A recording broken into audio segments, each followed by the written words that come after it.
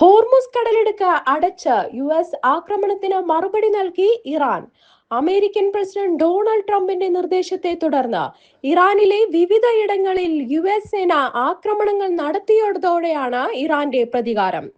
ഏപ്രിലിലെ വെടിനിർത്തൽ കരാറിന് പിന്നാലെ US നിരന്തരമായ ലംഘനമാണ് നടത്തിയിരിക്കുന്നതെന്നും ഒരു അറിയിപ്പുണ്ടാകുന്നതുവരെ ഹോർമുസ് കടലിടുക്ക് അടച്ചിടാനാണ് തീരുമാനമെന്നും ഇറാന്റെ ഇസ്ലാമിക് റവല്യൂഷണറി ഗാർഡ് കോർപ്സ് വ്യക്തമാക്കി.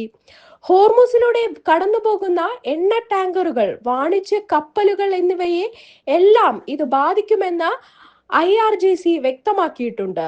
മാത്രമല്ല, മുൻകാലങ്ങളിൽ കടലിടുക്കിലൂടെ കപ്പലുകൾ കടന്നുപോകാനുള്ള സഹായങ്ങൾ നൽകിയിട്ടുണ്ടെന്ന US-ന്റെ അവകാശവാദങ്ങളെ അവർ തള്ളിയിട്ടുമുണ്ട്. അതേസമയം അനധികൃതമായി ഹോർമുസ് കടക്കാൻ ശ്രമിച്ച 2 ഓയിൽ ടാങ്കറുകളെ ആക്രമിച്ചിട്ടുണ്ടെന്നും IRGC കൂട്ടിച്ചേർത്തു.